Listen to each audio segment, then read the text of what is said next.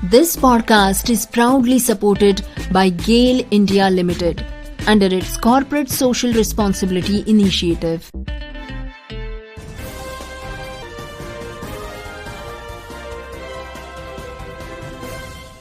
नमस्कार दोस्तों, मैं आरजे गौरी आप सभी का स्वागत करती हूँ इस हफ्ते के प्रोग्राम कम्युनिटी कलर्स में।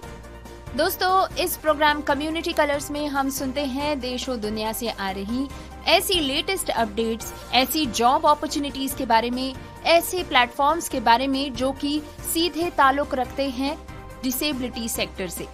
दोस्तों, प्रोग्राम कम्युनिटी कलर्स को आप सुनते हैं शुक्रवार रात 9 बजे और शनिवार दोपहर 4 बजे इसका रिपीट टेलीकास्ट भी आप सुन सकते हैं। साथ ही अगर कोई एपिसोड आप मिस कर देते हैं तो इसे आप रीविजिट कर सकते हैं हमारे YouTube चैनल के माध्यम से। साथ ही साथ हम आपसे गुजारिश करेंगे कि आप हमारा LinkedIn, X हैंडल और Facebook पेज भी फॉलो करें। तो दोस्तों, चलिए शुरुआत करते हैं आज के प्रोग्राम की। सुनते हैं आज के कम्युनिटी कलर्स की हेडलाइंस।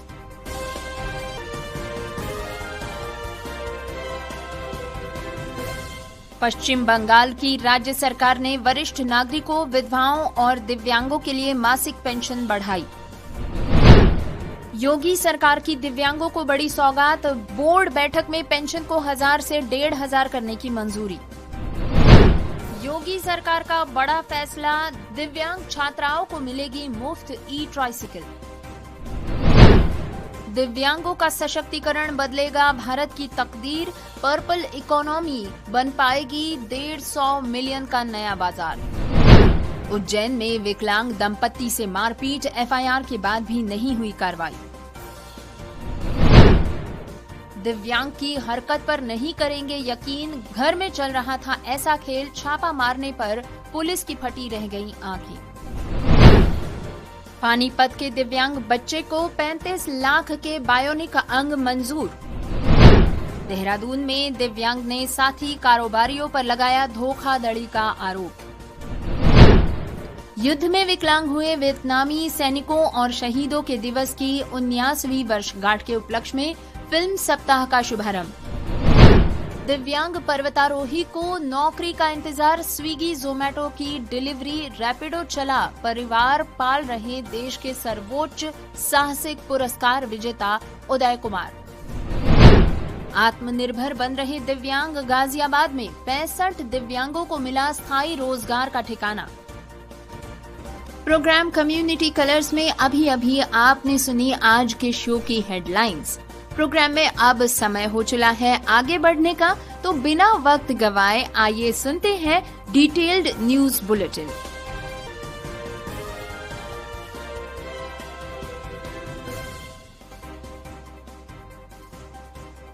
दोस्तों, खबर सुनते हैं पश्चिम बंगाल से। पश्चिम बंगाल की सरकार ने अगले महीने की 1 तारीख से वरिष्ठ नागरिकों, विधवा और विकलांगता पेंशन जैसी सामाजिक कल्याण पेंशन योजनाओं के तहत मिलने वाली मासिक आर्थिक सहायता को 1000 रुपए से बढ़ाकर 1500 रुपए करने की मंजूरी दे दी है। एक आधिकारिक आदेश में सरकार ने कहा कि बढ़ी हुई सहायता राशि सभी पात्र लाभार्थियों को मौजूदा प्रत्यक्ष लाभ हस्तांतरण प्रणाली के जरिए दी जाएगी। इसके अलावा भाजपा की सरकार ने राष्ट्रीय सामाजिक सहायता कार्यक्रम के तहत मिलने वाली मासिक पेंशन को भी 1000 रुपए से बढ़ाकर 1500 रुपए कर दिया है।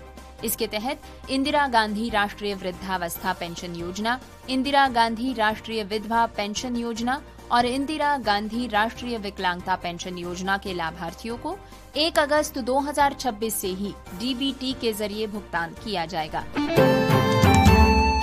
दोस्तों, अब खबर सुनते हैं लखनऊ से। दिव्यांगों की पेंशन 1000 रुपए प्रति माह से बढ़ाकर 1500 रुपए करने और विकास प्राधिकरण यूपीडा औद्योगिक प्राधिकरणों की दुकानों के आवंटन में दिव्यांगों का आरक्षण 3 से बढ़ाकर 5% करने की सैद्धांतिक सहमति हो चुकी है। इसके अतिरिक्त राज्य के प्रत्येक जिले में 15 दिव्यांगों को मोटराइज्ड ट्राइसिकल जल्द वितरित की जाएगी। मंगलवार को राज्य सलाहकार बोर्ड की 8वीं बैठक में दिव्यांगजन सशक्तिकरण के राज्य मंत्री नरेंद्र कश्यप ने ये घोषणा की। उन्होंने कहा कि बोर्ड का उद्देश्य दिव्यांगजनों के अधिकारों की निगरानी और उन्हें शासकीय योजनाओं का पारदर्शी लाभ दिलाना है। राज्य के सभी मंडलों में दिव्यांग समाधान शिविर लगाया जाएगा। खाद्य एवं रसद विभाग द्वारा संचालित दुकानों में दिव्यांगजनों को आरक्षण पर विचार किया जाएगा। दोस्तों, आपको बता दें कि वित्तीय वर्ष 2026-27 में 10,44,022 पात्र दिव्यांगजनों को 1,000 मासिक पेंशन दी जा रही है, जिसे बढ़ाकर 1,500 करने की सैद्धांतिक सहमति दी जा चुकी है। कुष्ठावस्था पेंशन योजना में 13,734 लाभार्थियों को 3,000 मासिक पेंशन उपलब्ध कराई जा रही है। इसके साथ ही साथ कृत्रिम अंग एवं सहायक उपकरण अनुदान की सीमा भी बढ़ाई गई है। कृत्रिम अंग एवं सहायक उपकरण अनुदान की सीमा अब 80% या अधिक दिव्यांगता वाले 16 वर्ष की आयु से व्यक्तियों को 25,000 तक का अनुदान दिया जा रहा है। इस वर्ष प्रत्येक जिले में 15 मोटराइज्ड ट्राइसिकल वितरित की जाएंगी। राज्य में 21 विशेष विद्यालय और 7 नवीन समेकित विशेष माध्यमिक विद्यालय चल रहे हैं।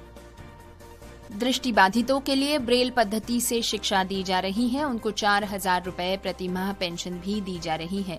बचपन डे केयर सेंटर से 3 से 7 वर्ष के दृष्टिबाधित, श्रवण बाधित, मानसिक मंदित बच्चों के लिए 25 केंद्र संचालित किए जा रहे हैं, जिनमें 1,431 बच्चे पंजीकृत हैं। दोस्तों, खबर सुनते हैं बुंदेलखंड से। बुंदेलखंड में विकास को गति देते हुए योगी सरकार ने दिव्यांग छात्राओं को मुफ्त मोटराइज्ड ई ट्राइसिकल देने की घोषणा की है। इससे दिव्यांग छात्राओं को न केवल राहत मिलेगी, बल्कि उनके सपनों की उड़ान भरने में मदद भी मिल पाएगी। जिले की दिव्यांग छात्राओं को शिक्षा और आत्मनिर्भरता का एक अनोखा और अनमोल तोहफा ये साबित हो सकता है। सरकार अब स्कूल, कॉलेजेस और तकनीकी ट्रेनिंग सेंटर जाने वाली दिव्यांग छात्राओं को आवागमन की असुविधा से मुक्ति दिलाने के लिए मुफ्त डिजिटल ई ट्राइसिकल वितरित करने जा रही है। जिले में सदर, तिंदवारी, बबेरू और नरैनी समेत कुल विधानसभा क्षेत्र हैं। प्रत्येक विधानसभा क्षेत्र से 20-20 स्कूल, कॉलेजेस और तकनीकी ट्रेनिंग सेंटर जाने वाली दिव्यांग छात्राओं को ये ट्राइसिकल दी जाएगी। दोस्तों, इसके लिए आवेदन प्रक्रिया भी शुरू की जा चुकी है। आवेदन प्रक्रिया शुरू करते हुए इनके चिन्हांकन की शुरुआत भी कर दी गई है। मोटराइज्ड ई ट्राइसिकल साइकिल के लिए अब दिव्यांग बेटियों को उनके आवागमन करने समेत सपनों को पूरा करने में गति मिल पाएगी। दिव्यांग जन सशक्तिकरण विभाग के माध्यम से चलाई जा रही इस योजना में मुख्य रूप से 16 वर्ष से अधिक आयु की दिव्यांग छात्राओं को प्राथमिकता दी जा रही है, जो गरीबी रेखा के नीचे के परिवारों से ताल्लुक रखती हैं। इसके साथ ही छात्रा का किसी मान्यता प्राप्त स्कूल, कॉलेज या व्यावसायिक प्रशिक्षण संस्थान में नियमित रूप से अध्ययनरत होना जरूरी है। इस कदम से गरीब और पिछड़े परिवारों की उन मेधावी बेटियों को सबसे बड़ा संबल मिलेगा, जो विपरीत परिस्थितियों में भी पढ़ना चाहती हैं। दोस्तों, आपको बता दें कि आवेदन की प्रक्रिया पूरी तरह से ऑनलाइन है, जिसके लिए उत्तर प्रदेश दिव्यांगजन सशक्तिकरण विभाग की आधिकारिक वेबसाइट पर विजिट करें।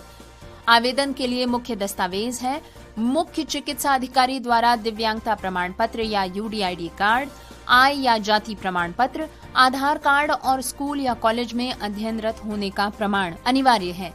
अधिक जानकारी व सहायता के लिए विकास भवन स्थित जिला दिव्यांगजन सशक्तिकरण अधिकारी कार्यालय में संपर्क कर सकते हैं। दोस्तों, खबर सुनते हैं पर्पल इकोनॉमी के बारे में। भारत इस समय दुनिया की सबसे तेजी से बढ़ती अर्थव्यवस्थाओं में से एक है। देश को एक आर्थिक महाशक्ति बनाने के लिए हर क्षेत्र में प्रयास किए जा रहे हैं। इसी बीच एक नई रिपोर्ट ने भारत के विकास का ऐसा रास्ता दिखाया है जो सिर्फ देश की जीडीपी को बढ़ाएगा नहीं, बल्कि समाज के एक बड़े हिस्से को भी मुख्य धारा में शामिल करेगा। हाल ही में डेलॉइट इंडिया और एनेबल इंडिया ने मिलकर एक बेहद महत्वपूर्ण श्वेत पत्र जारी किया है। इस रिपोर्ट के अनुसार यदि भारत अपने दिव्यांगजनों को सही अवसर और संसाधन प्रदान करता है तो देश में 150 बिलियन लगभग 1.25 लाख करोड़ रुपए की एक नई आर्थिक क्रांति आ सकती है। इस नई अवधारणा को पर्पल इकोनॉमी या दिव्यांगता अर्थव्यवस्था का नाम दिया गया है। एक मोटे अनुमान के अनुसार भारत में लगभग 10 करोड़ दिव्यांगजन हैं। ये आबादी दुनिया के कई बड़े देशों की कुल जनसंख्या से भी अधिक है और इतने बड़े कार्यबल को नजरअंदाज करके कोई भी देश महान शक्ति नहीं बन सकता। रिपोर्ट कहती है कि यदि दिव्यांगों के अनुकूल उत्पादों, सुलभ डिजिटल प्लेटफॉर्म्स और वित्तीय सेवाओं का विकास किया जाए तो तुरंत 150 बिलियन का बाजार तैयार हो सकता है। यदि पूरी तरह से समावेशन लागू रह जाए तो ये क्षमता $500 बिलियन तक पहुंच सकती है। दोस्तों, रिपोर्ट के अनुसार बैंकिंग, स्वास्थ्य, शिक्षा, परिवहन, रिटेल, पर्यटन, तकनीक, कौशल विकास और सरकारी सेवाओं जैसे क्षेत्रों में पर्पल इकोनॉमी सबसे अधिक बदलाव ला रही है। इन क्षेत्रों में आसान पहुंच वाली सेवाएं, बेहतर तकनीक और रोजगार के नए अवसर तैयार किए जा सकते हैं। दोस्तों, खबर सुनते हैं मध्य प्रदेश उज्जैन से। उज्जैन में एक विकलांग दंपत्ति से मारपीट हुई है, जिसके बाद उन्होंने थाने में एफआईआर दर्ज करवाई। बुजुर्ग दंपत्ति की तरफ से आरोप लगाया गया कि उनकी शिकायत के बाद भी आरोपी खुलेआम घूम रहे हैं और उन पर कोई कार्रवाई नहीं की गई है। इसके बाद उन्होंने जन सुनवाई में अपना दर्द बताया, जहां प्रशासन ने उन्हें कार्रवाई का भरोसा दिलाया है। उज्जैन जिले की खाचरौद तहसील के बहलोला गांव से मारपीट का एक मामला सामने आया है। पीड़ित दंपत्ति ने मंगलवार को जन सुनवाई में कलेक्टर रोशन कुमार सिंह से मुलाकात कर आरोपियों के खिलाफ सख्त कार्रवाई और अपनी सुरक्षा की मांग की। इसी बीच घटना का एक वीडियो भी सोशल मीडिया पर वायरल हो रहा है। पीड़ित अंतरबाई और उनके पति जगदीश का आरोप है कि गांव के कुछ लोग लंबे समय से उन्हें प्रताड़ित कर रहे हैं। उनका कहना है कि जुलाई 18 को उनके साथ मारपीट की गई, जिसकी शिकायत खाचरौद थाने में दर्ज कराई गई थी, लेकिन अब तक आरोपियों के खिलाफ कोई प्रभावी कार्रवाई नहीं की गई। पीड़ितों की तरफ से बताया गया कि 5 बीघा जमीन में उनके हिस्से पर काम करने से उनके देवर और दूसरे रिश्तेदार गुस्सा है। इसी वजह से उनके साथ मारपीट की गई। वे लंबे समय से परेशान हैं और उनके परिवार को डराया धमकाया जा रहा है। दंपत्ति का आरोप है कि शिकायत के बाद भी आरोपी खुलेआम घूम रहे हैं, उन पर राजीनामा करने का दबाव बना रहे हैं। लगातार मिल रही धमकियों के कारण दोनों जन सुनवाई में कलेक्टर कार्यालय पहुंचे। इसके बाद लिखित आवेदन देकर न्याय और सुरक्षा की मांग की गई। प्रशासन की तरफ से आरोपियों को जल्द ही पकड़ने और कार्रवाई करने की बात की गई है। दोस्तों, न्यूज बुलेटिन इसी तरह जारी रहेगा, लेकिन एक छोटे से ब्रेक के बाद। वेब एक्सेसिबिलिटी टेस्टिंग हमेशा से एक चुनौती रही है, लेकिन इस चुनौती का अब समाधान उपलब्ध है। बैरियर ब्रेक का एली इंस्पेक्ट ब्राउजर एक्सटेंशन। फिर चाहे आप कोड की लाइन ढूंढने में स्ट्रगल कर रहे हों, स्क्रीनशॉट्स ले लेकर थक गए हों या फिर बुकमार्कलेट्स में उलझे हों, इन सभी समस्याओं का एक ही समाधान, बैरियर ब्रेक का एली इंस्पेक्ट ब्राउजर एक्सटेंशन, जो समस्याओं का समाधान करता है, गलतियों की तलाश करता है और वेब एक्सेसिबिलिटी टेस्टिंग को बनाता है और भी आसान। इस एक्सटेंशन को इस्तेमाल करने के लिए आज ही लॉगिन करें www.barrierbreak.com/eliinspect www.barrierbreak.com/A11YINSPECT। ये एक्सटेंशन क्रोम और एज जैसे मेजर ब्राउजर्स के लिए उपलब्ध है। बैरियर ब्रेक का ally inspect browser extension, web accessibility testing का उत्कृष्ट समाधान। फ्रेंड्स, सबको चाहिए, कंपेनियनशिप की जरूरत सबको होती है और सबको चाहिए अपने मनपसंद का लाइफ पार्टनर।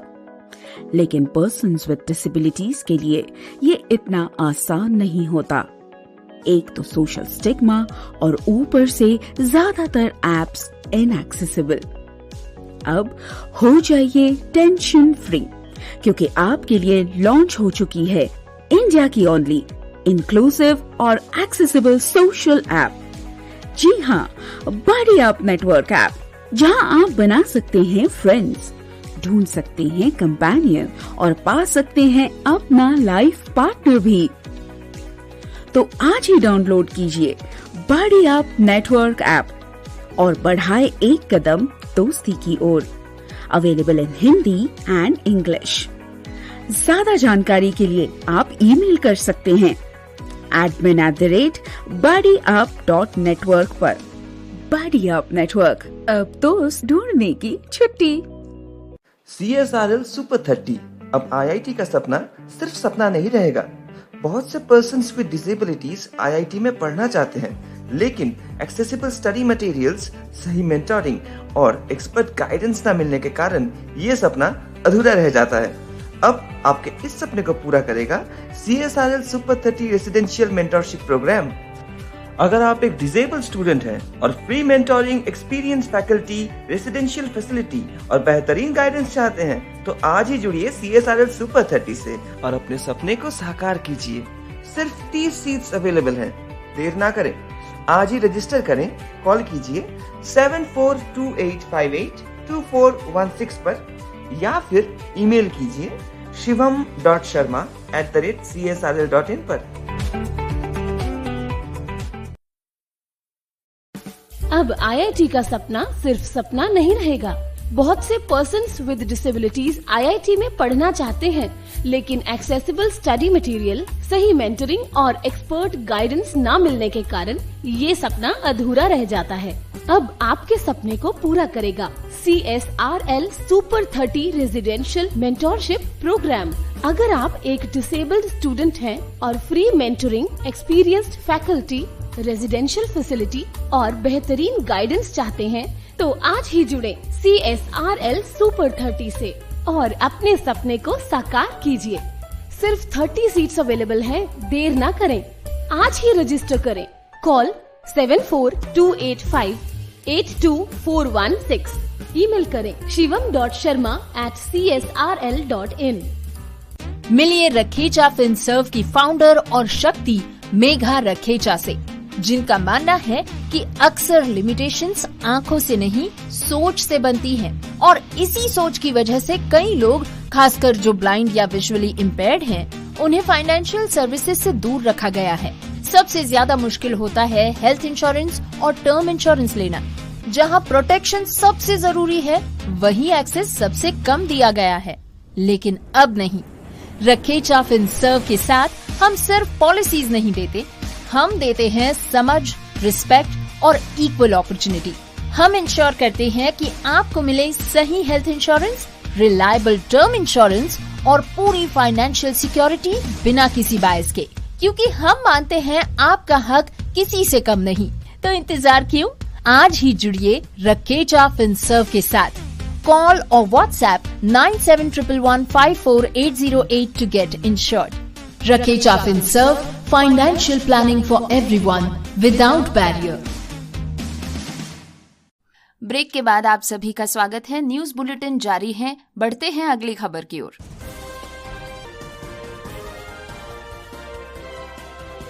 दोस्तों, ये खबर है उत्तर प्रदेश के आगरा के रकाबगंज क्षेत्र से। यहाँ पर पुलिस ने एक दिव्यांग युवक के घर में चल रही सट्टे की गद्दी पर छापा मारकर 9 खिलाड़ियों समेत 10 लोगों को गिरफ्तार किया। मौके से 1.85 लाख रुपए और 177 सट्टा पर्चियां और 9 डायरी बरामद हुई हैं। आगरा में दिव्यांग युवक अपने घर से सट्टे की गद्दी चला रहा था। रकाबगंज थाना पुलिस मुखबिर की सूचना पर ग्राहक बनकर पहुंची। अंदर वो सट्टे की पर्चियां लिखता मिला। मौके पर 9 खिलाड़ी भी पुलिस की पकड़ में आए। दोस्तों, डीसीपी सिटी सैयद अली अब्बास ने बताया कि ईदगाह कुतलपुर निवासी विजय सिंह के घर पर सट्टे की सूचना मिली थी। रकाबगंज थाने से 14 पुलिसकर्मियों की टीम तैयार की गई। रात 1 बजे टीम पहुंची। सादा कपड़ों में पुलिसकर्मियों ने सट्टा लगाने की बात कहकर प्रवेश किया। मौके पर विजय को सट्टा लेते पकड़ा गया। सट्टा लगाने आए हुए कुतूहलपुर निवासी जीतू, शकील, राज कपूर, गौरव, पवन, नेहना के साथ पारस निवासी नामनेर, रिंकू निवासी कटघर, महेश निवासी नगला छुआ को भी। दोस्तों, खबर सुनते हैं हरियाणा से। हरियाणा सरकार ने सरकारी स्वास्थ्य सेवाओं को आधुनिक तकनीक से सशक्त बनाने की दिशा में कई महत्वपूर्ण फैसले लिए हैं।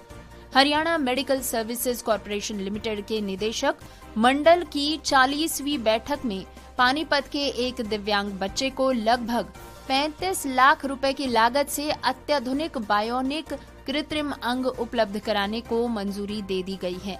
ये निर्देश पंजाब एवं हरियाणा हाईकोर्ट की ओर से भी दिए गए थे। साथ ही सरकारी स्वास्थ्य संस्थाओं के लिए अत्याधुनिक चिकित्सा उपकरणों और डेंगू जांच किट की खरीद को स्वीकृति प्रदान भी की गई। स्वास्थ्य एवं परिवार कल्याण विभाग की अतिरिक्त मुख्य सचिव डॉक्टर सुमिता मिश्रा की अध्यक्षता में हुई बैठक में बताया गया कि पानीपत का ये बच्चा करंट लगने से हुई दुर्घटना में अपने दोनों हाथ और एक पैर गंवा चुका है। अत्याधुनिक तकनीक से लैस बायोनिक कृत्रिम अंग मिलने के बाद वो दैनिक कार्य अधिक सहजता से कर पाएगा और आत्मनिर्भर जीवन जीने की दिशा में आगे बढ़ पाएगा। दोस्तों, खबर सुनते हैं देहरादून से। दिव्यांग कारोबारी हरिओम सहगल ने अपने कारोबारी साझेदार और हॉस्टल मालिक समेत 4 लोगों पर धोखाधड़ी, मारपीट, बंधक बनाने, बैंक खाते से रुपए निकालने, सामान हड़पने और जान से मारने की धमकी देने जैसे गंभीर आरोप लगाए हैं। एसीजेएम न्यायालय में प्रार्थना पत्र देकर आरोपियों के खिलाफ कार्रवाई की मांग की गई थी। न्यायालय के आदेश पर प्रेमनगर थाने में जीवन सिंह, अनुज कुमार शर्मा, परविंदर सिंह और रजत देशवाल के खिलाफ प्राथमिकी दर्ज की गई। न्यायालय में दिए गए प्रार्थना पत्र के अनुसार हरिओम सहगल वरिष्ठ नागरिक होने के साथ दिव्यांग भी हैं। उन्होंने बताया कि जून 2025 में उन्होंने अपने पार्टनर अनुज कुमार शर्मा के साथ मिलकर जीवन सिंह के स्वामित्व वाले शिव ओम पैलेस हॉस्टल को 11 महीने की लीज पर लिया था। लीज के लिए लाखों रुपए अग्रिम और किराए के रूप में दिए गए थे। लेकिन आरोप लगाया जा रहा है कि 2025 तक सब कुछ सामान्य चलता रहा। उसके बाद आरोपी पक्ष ने साजिश रचकर हॉस्टल से जबरन बाहर निकाला। उन्हें मारपीट की, गाली गलौज की गई और बंधक बनाकर उन्हें रखा गया। आरोप है कि मौके पर पुलिस बुलाने के बाद ही उन्हें आरोपियों के कब्जे से छुड़ाया जा सका। हरिओम सहगल का कहना है कि दिव्यांग होने के कारण बैंकिंग और मोबाइल लेन देन का कार्य उनका पार्टनर अनुज शर्मा करता था। इसी विश्वास का फायदा उठाकर आरोपियों ने यूपीआई और बैंक खातों के माध्यम से करीब 8 लाख रुपए अपने खाते में ट्रांसफर कर लिए। दोस्तों, खबर सुनते हैं वियतनाम से। युद्ध विकलांगों और शहीदों के दिवस की 79वीं वर्षगांठ के उपलक्ष्य में आयोजित फिल्म सप्ताह अब तक का सबसे बड़ा है। इनमें 15 प्रायोजक संगठन भाग ले रहे हैं। 190 से भी अधिक व्यावसायिक सिनेमाघरों में फिल्में प्रदर्शित की जा रही हैं।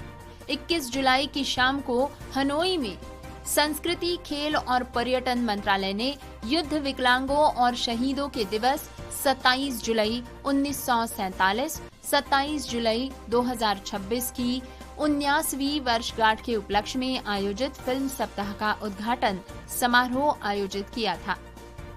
संस्कृति, खेल और पर्यटन मंत्रालय के निर्देशन में वियतनाम फिल्म विभाग द्वारा आयोजित फिल्म सप्ताह 21 से 28 जुलाई तक पूरे देश में चलेगा। इस वर्ष युद्ध में घायल हुए सैनिकों और शहीदों के दिवस के उपलक्ष्य में मनाया जा रहा ये फिल्म सप्ताह अब तक का सबसे बड़ा है, जिसमें 15 भागीदार संगठन शामिल हैं और 190 से भी अधिक व्यावसायिक सिनेमाघरों में फिल्में प्रदर्शित की जा रही हैं। आपको बता दें, समिति ने फिल्म सप्ताह के दौरान प्रदर्शित होने वाली कृतियों के निर्देशकों और कलाकारों को फूल भी भेंट किए। इस वर्ष के फिल्म सप्ताह में प्रदर्शन के लिए चयनित फिल्में वैचारिक और कलात्मक दृष्टि से महत्वपूर्ण है, जो संघर्ष के कठिन वर्षों को यथार्थवादी रूप से चित्रित करते हैं और उन सैनिकों, माताओं, पत्नियों, स्वयंसेवी युवाओं, अग्रिम पंक्ति के कार्यकर्ताओं और अनगिनत आम लोगों की महान छवि को दर्शाती है जो राष्ट्र की स्वतंत्रता के लिए बलिदान देने को तैयार थे।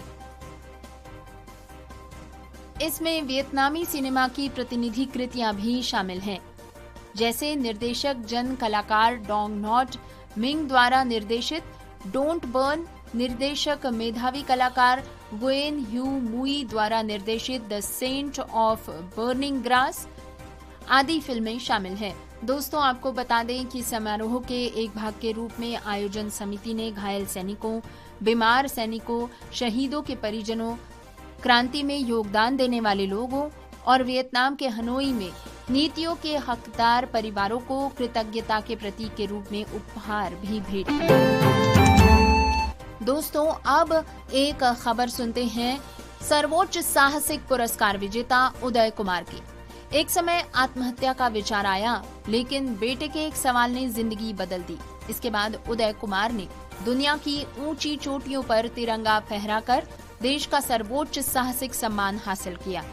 फिर भी आज वे सम्मानजनक नौकरी के इंतजार में हैं और परिवार पालने के लिए स्विगी, जोमेटो में डिलीवरी तथा रैपिडो चलाने का काम कर रही हैं। दोस्तों, ये वही शख्स है जिसने दुनिया की ऊंची चोटियों पर भारत का तिरंगा फहराकर देश का मान बढ़ाया है, जिसे साहस के लिए तेंजिंग नार्गे राष्ट्रीय पुरस्कार प्रदान किया गया, देश का सर्वोच्च साहसिक पुरस्कार। आज वही अपने परिवार का पेट पालने के लिए स्विगी, जोमेटो में डिलीवरी करते हैं और रैपिडो चलाते हैं। साल 2015 में एक ट्रेन हादसे में पैर गंवाने के बाद उदय कुमार की जिंदगी कई बार बिखरी है।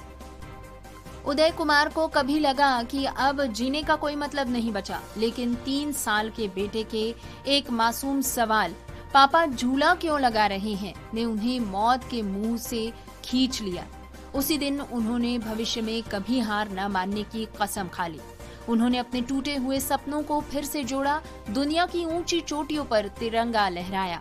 हालांकि विडंबना देखिए, उदय कुमार ने तेंजिंग नॉर्गे राष्ट्रीय साहसिक पुरस्कार तक का सफर तो तय कर लिया, लेकिन देश के सर्वोच्च खेल सम्मानों में से एक पाने के बाद भी सम्मानजनक नौकरी उन्हें नहीं मिली। उदय कुमार कहते हैं कि मैं कोशिश कर रहा हूं कि मेरी राज्य सरकारें बिहार और पश्चिम बंगाल मेरी बातें सुने। कुछ हद तक लग रहा है कि हो सकता है, क्योंकि बिहार की खेल मंत्री श्रेयांसी सिंह हैं, वो निशानेबाज भी हैं, उन्हें कई बार मैं मिल चुका हूं, शायद हो सकता है कि कुछ अच्छा हो। दिक्कत है थोड़ी, हो सकता है कि नियमावली में मेरे गेम को जगह न मिल पाए, ये प्रोसेसिंग में है। मैं तो सरकार का हिस्सा नहीं हूँ, बस प्रयास कर रहा हूँ ताकि मुझे मेरे सम्मान का एक संसाधन मिल पाए, मैं अपने बच्चों को पढ़ा लिखा सकूं, मतलब एक छोटी सी जिंदगी गुजार सकूं। मैं बिहार से हूं और डिपार्टमेंट और खेल मंत्री से मिल चुका हूं, सबसे मिल चुका हूं। अब भी फिलहाल पश्चिम बंगाल में रह रहा हूं, तो वहां के खेल मंत्री से अप्रोच कर चुका हूं। दोस्तों, वे आगे बताते हैं कि मेरी स्कूटर में दोनों साइड व्हील लगे हुए हैं, उनमें से गिरने का डर नहीं रहता, किसी तरह चल लेता हूँ। मतलब जिंदगी है तो प्रयास करना ही पड़ेगा। बेटे और बेटी को भी पढ़ाना है, कभी कुछ लोग मोटिवेशनल स्पीच देने के लिए भी बुला लेते हैं। दोस्तों, नई दिल्ली गाजियाबाद से सुनते हैं ये खबर। दिव्यांगों के सामने रोजगार सबसे बड़ी चुनौतियों में से एक होता है। रोजगार के अभाव में उन्हें केवल आर्थिक परेशानियों का ही नहीं, बल्कि रोजमर्रा की जरूरतों के लिए दूसरों पर निर्भर रहने का सामना करना पड़ता है।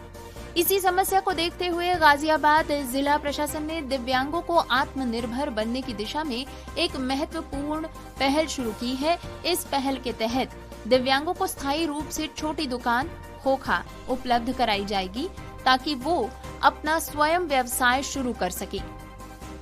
दरअसल दिव्यांगजन सशक्तिकरण विभाग को लगातार ऐसी शिकायत मिल रही थी कि कई दिव्यांगजन छोटे स्तर पर चाय, नाश्ता, जनरल स्टोर या अन्य सामान बेचकर अपनी आजीविका चला रहे हैं, लेकिन निगम या अन्य एजेंसी द्वारा अतिक्रमण हटाओ अभियान के दौरान उनकी दुकानों को हटाया जा रहा है। इससे उनकी आय का एकमात्र स्रोत खत्म हो जाता है और उन्हें फिर से बेरोजगारी का सामना करना पड़ता है। कई दिव्यांगों ने विभाग से मांग की थी कि उन्हें ऐसा स्थायी स्थान उपलब्ध कराया जाए जहां पर बिना किसी भय के वे अपना व्यवसाय संचालित कर सके। दिव्यांगजनों की शिकायतों को गंभीरता से लेते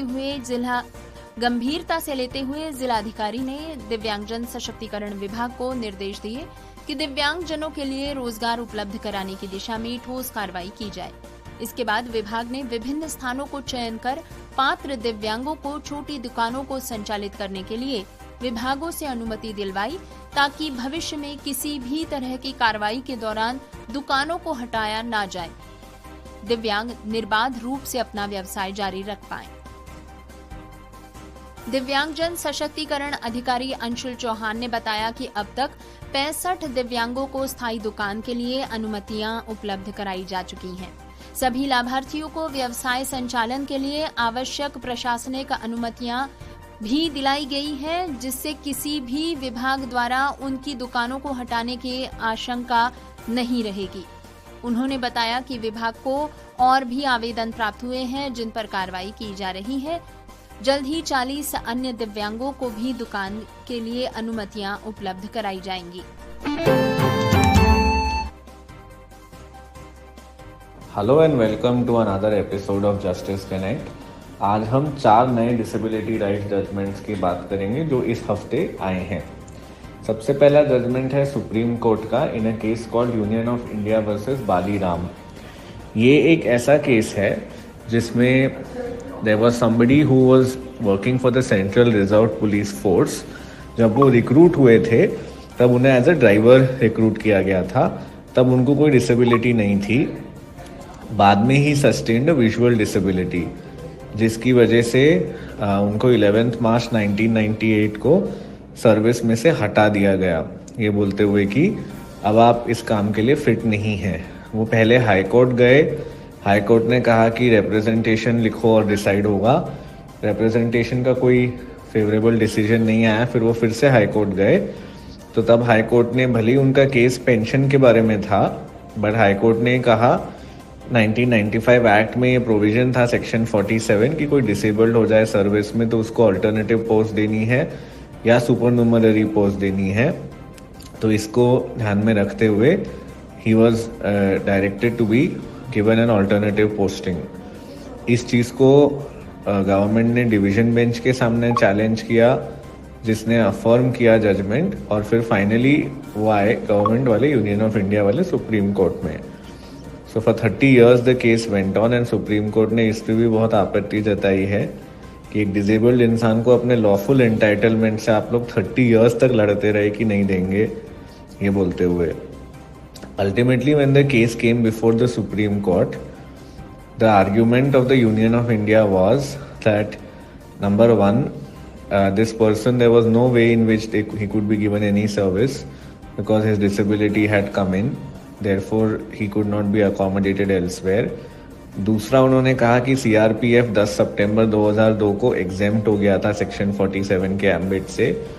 तीसरा, उन्होंने ये कहा कि अब तो ये रिटायर हो चुका है, तो अब 82 लाख रुपीज़ का बनेगा इसका अगर हम बैक वेजेस देने बैठे तो इसलिए आप प्लीज़ इसको डिसमिस कर दीजिए केस को। मगर supreme court rejected all these arguments.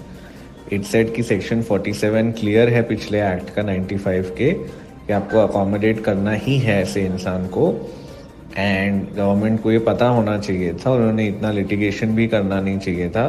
Kunal Singh की जो जजमेंट है, कुणाल सिंह और भगवान दास, ये 2 लीडिंग जजमेंट्स हैं इस पॉइंट पे जो सुप्रीम कोर्ट ने रीइटरेट की, नंबर 1। नंबर 2, दे सेड कि जो एग्जेम्पशन था वो केवल 10 सितंबर 2002 के बाद था, जबकि ये ऑर्डर 1998 में पास हुआ था।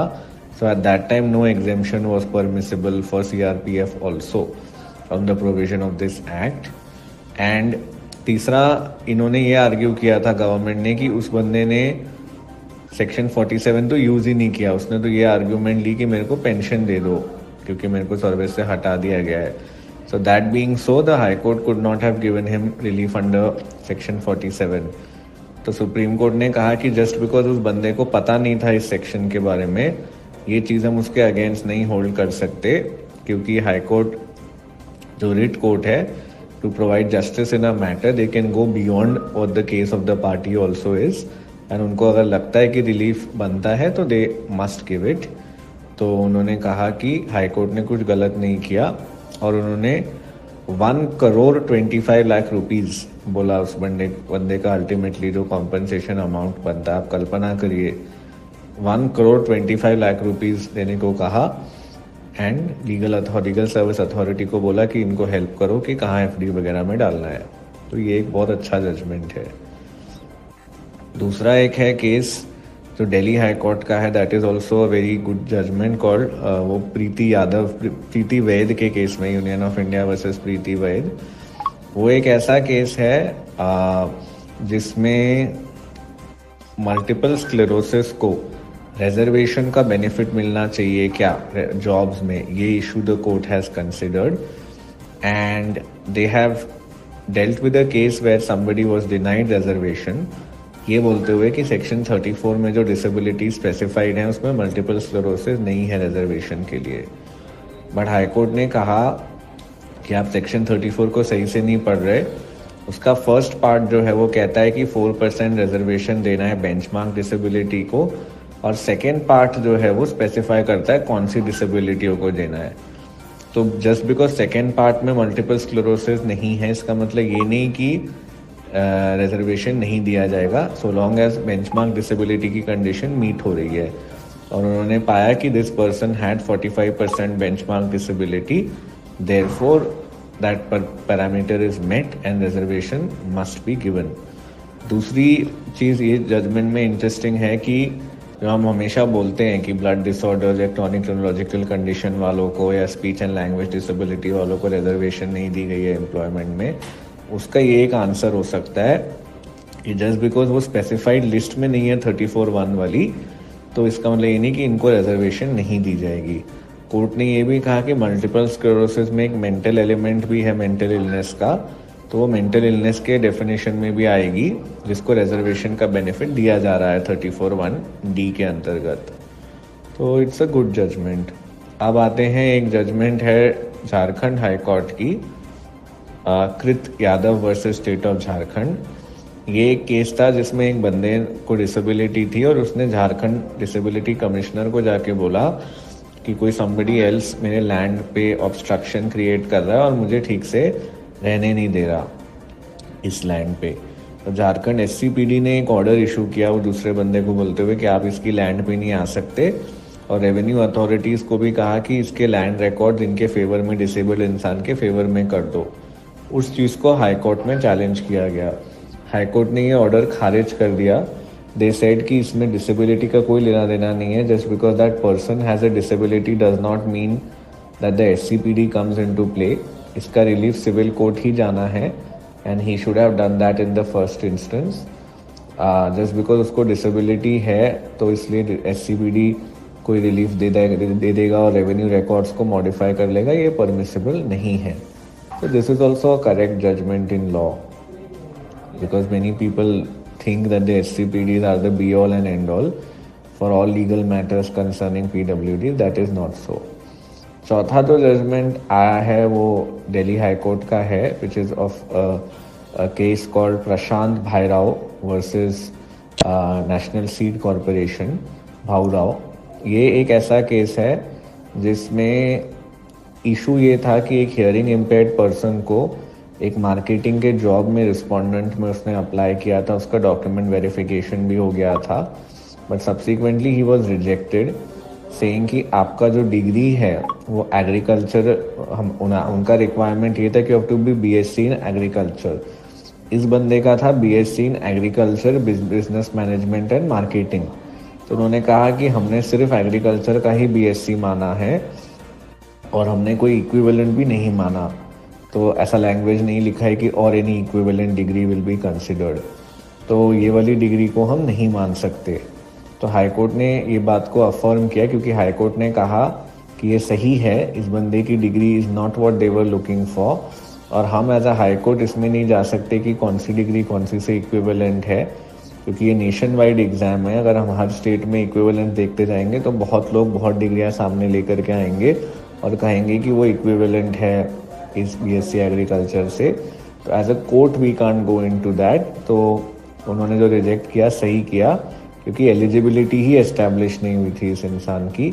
डॉक्यूमेंट वेरिफिकेशन वगैरह हो चुका था, बट एलिजिबिलिटी अगर गलत है तो रोका जा सकता है कैंडिडेचर देने से। तो ये बोला है हाई कोर्ट ने। Thank you very much.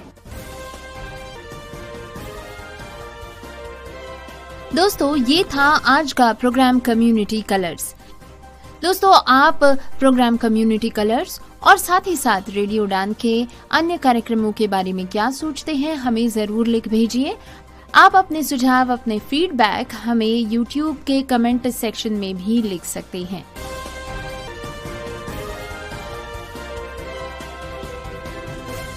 पश्चिम बंगाल की राज्य सरकार ने वरिष्ठ नागरिकों, विधवाओं और दिव्यांगों के लिए मासिक पेंशन बढ़ाई। योगी सरकार की दिव्यांगों को बड़ी सौगात, बोर्ड बैठक में पेंशन को 1000 से 1500 करने की मंजूरी। योगी सरकार का बड़ा फैसला, दिव्यांग छात्राओं को मिलेगी मुफ्त ई-ट्राइसिकल। दिव्यांगों का सशक्तिकरण बदलेगा भारत की तकदीर, पर्पल इकोनॉमी बन पाएगी 150 मिलियन का नया बाजार। उज्जैन में विकलांग दंपत्ति से मारपीट, FIR के बाद भी नहीं हुई कार्रवाई। दिव्यांग की हरकत पर नहीं करेंगे यकीन, घर में चल रहा था ऐसा खेल, छापा मारने पर पुलिस की फटी रह गई आंखें। पानीपत के दिव्यांग बच्चे को 35 लाख के बायोनिक अंग मंजूर। देहरादून में दिव्यांग ने साथी कारोबारियों पर लगाया धोखाधड़ी का आरोप। युद्ध में विकलांग हुए वियतनामी सैनिकों और शहीदों के दिवस की 19वीं वर्षगांठ के उपलक्ष्य में फिल्म सप्ताह का शुभारंभ। दिव्यांग पर्वतारोही को नौकरी का इंतजार, स्विगी जोमेटो की डिलीवरी, रैपिडो चला, परिवार पाल रहे देश के सर्वोच्च साहसिक पुरस्कार विजेता उदय कुमार। आत्मनिर्भर बन रहे दिव्यांग, गाजियाबाद में 65 दिव्यांगों को मिला स्थायी